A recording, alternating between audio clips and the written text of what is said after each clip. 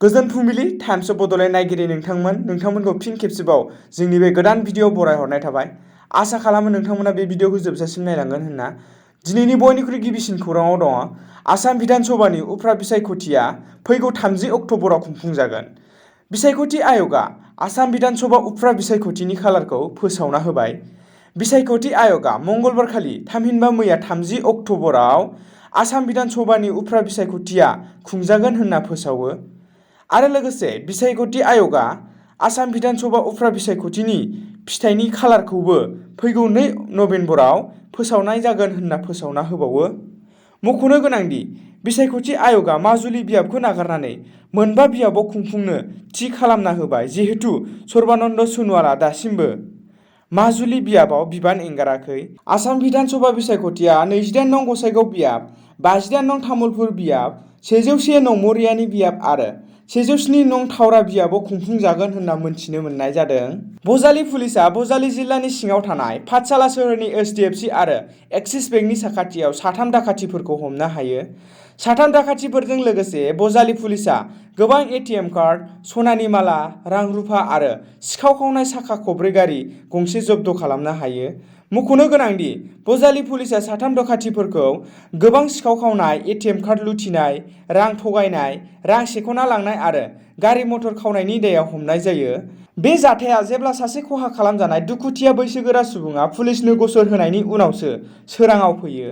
बैसोगोरा सुबुङा गसर होनाय बायदिब्ला साननैसो सिगाङाव बिनि ATM कार्डआ सोलायजानानै अखानायै बिनि एकाउन्टनिफ्राय 1 लाखनिबो गोबां रां दिहुननायनि खौराङा सोराङाव फैयो। मोनथिनो मोननाय बायदिब्ला हमजानाय 3 सिखावफोरा फारियै सिराजुल हुक, रफिकुल इस्लाम आरो राकेश आली होनना सिनायथि मोननाय जादों। आसाम बिधान सभानि बुंथिगिरि बिस्वजित दैमारिनि नाजानायाव सप्ता मोनसेनि फोरोंथाइ मावबादाया मैयानिफ्राय जागायदों बेरगाव जिल्ला बिजाब बाख्रि न'आव। जाय लाइमोन सेंग्रा-सिख्लाफोरा आसाम पुलिस आरो UBआव साख्रि मावनो गोसो गुदुं, बैसोरो बे फोरोंथाइ हाबाफारियाव सोलोंथाइ लानो हागोन। लिरनायनि बेलायाव बे फोरोंथाइ लानाया 28 सेप्तेम्बरनिफ्राय जागायनानै 3 अक्ट'बरसिम सोलिगोन होनना मिथिनो मोननाय जादों। मैया बे हाबाफारिया बेखेवजाबाय। बे हाबाफारिखौ MLA नि बिबानगिरि जौस्रां बर'आ बेखेवना होयो। बे फोरोंथायाव रोंगौथि गोनां फोरोंगिरिफोरा सानखान्थि, जारिमिन, GK, रिजनिं बायदि आयदानि सायाव गुवारै फोरोंथाइ होदों होनना मोनथिनो मोननाय जादों। अक्ट'बरनिफ्राय रायजोआव गासै सोलोंथाइ फसंथानफोरानो बेखेवफिनसिगोन बुंदों सोलोंथाइ मन्थ्रि रनज पेगुआ। रायजोनि सोलोंथाइ बिफाननि मन्थ्रि रनज पेगुआ फोसावना होयो दि महामारि कर'ना जिउसानि थासारिनि थाखायनो रायजोआव गोलाव सम सोलोंथाइ फसंथानफोरा बन्द जानानै दंमोन। फिन गुदि फरायसालिखौ लाजेननानै गासै फरायसालिनि फसंथानफोरखौनो आसाम सोरखारा फिन खेवनो थांखि लादों। रायजोआव कभिड-19 नि थाखाय बन्द जानानै थानाय गुदि फरायसालिफोरखौ फैगौ 19 अक्ट'बरनिफ्राय फिन खुलिफिनसिगोन। मख'नो गोनांदि सोलोंथाइ बिफाना सानसेयावनो गुदि फरायसालिनि मोनफ्रोमबो थाखोखौनो फोरोंथाइ होनाय जागोन होनना फोसावदों। आसाम सोरखारनि बिथोन बायदियै गुदि फरायसालिफोराव सोलोंथाइजों लोगोसे कभिड-19 नि नेमखान्थि फालिनानै सानजौफुनि जानाय आदारबो होनाय जागोन होनना फोसावो। फोरोंगिरिफोरा फरायसालिफोराव फरायसाफोरखौ नारसिननानै फरायसालियाव फैनो एबा सोलोंथाइ होनो मोननाय नङा। गुबुन फारसे दुर्गा फुजा जोबनायनि उनावनो 19 सेप्तेम्बरनिफ्राय थाखो 6 निफ्राय थाखो 8 सिम फोरोंथाइ होनाया जागायगोन। सप्ता मोनसेयाव सानथामै क्लासखौ खालामनाय जागोन एबा फोरोंथाइ होनाय जागोनब्लाबो मोनसे सेक्सनाव सा 30 नि बारा फरायसाफोरखौ थाखोआव जिरायहोनायनि गनायथि होनाय जानाय नङा। सोलोंथाइ मन्थ्रिया फोसावनाय बायदिब्ला कभिड-19 नि नेमखान्थि मानिनानैसो आरो गासैबो फरायसालिनि फोरोंगिरि मावथिफोरानो कभिड-19 नि भेक्सिन लाजानो नांगौ होनना फोसावबावदों। कक्राझाराव हमगार्ड साख्रि मावफारियाफोरनि गोख्रों बिबुंथि। आसामनि खुंथाइ गोहोआव थानाय BJP सोरखारा बिसायख'थिनि समाव होनाय रादाय बायदियै 1 लाख लाइमोनफोरनो गुबुन गुबुन बिफानाव साख्रि थिसननो थांखि लादोंमोन।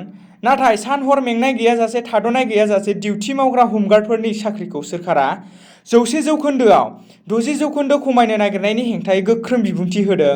कक्राझार प्रेस क्लाबआव खुंफुंनाय दुलाराय आसाम हमगार्ड गौथुमनि गाहाय नेहाथारि सदु आलीआ फोरमायो दि दुलाराय आसामाव हमगार्ड साख्रि मावग्राफोरनि अनजिमाया 24,000, नाथाय सोरखारा हमगार्डफोरखौ 60% खमायनो नागिरदों होनना गोख्रों बिबुंथि होयो।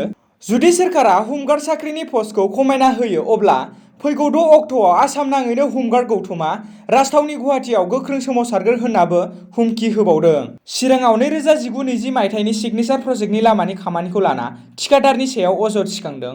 चिरां जिल्ला बेंटल गेटनिफ्राय बिरहांगाव जानानै दमगाव बेंटल रड नांदेरहैग्रा लामानि गाज्रि हालोदखौ लाना सरासनस्रा रायजो राजाफ्रा अजद दैखांदों। बेंटल गेटनिफ्राय बेंटल दमगाव थांग्रा लामानि हालोदा गोलाव समनिफ्रायनो गाज्रि थासारियाव गोग्लैसोनानै थानायखौ नुनानै बिरहांगाव ओनसोलनि सरासनस्रा रायजो राजाफ्रा लामाखौ थाबैनो बानायना होनांगौनि दाबिजों लामायाव ओंखारबोना खौरां बिजोंनि गेजेरजों बे लामानि थिखादार लजिक ब्रह्मनि हेंथायै गोख्रों अजद दैखांदों। ससियेल मिडियायाव मोनसे फोसावनाया सोराङाव फैदों। National socialist council of Nagaland सुंद'यै NSCNआ चिराप, सांलां आरो लंडिं जिल्लानि MLAफोरखौ नागा सुबुंफोरा गिबि मन्थ्रि पेमा खान्डु आरो लेङाइ गिबि मन्थ्रि चैना मीनानि हेंथायै खामानि मावनायनि अजद होनानै बिसोरखौ मदद होनायखौ बोखांना लानो खावलायदों।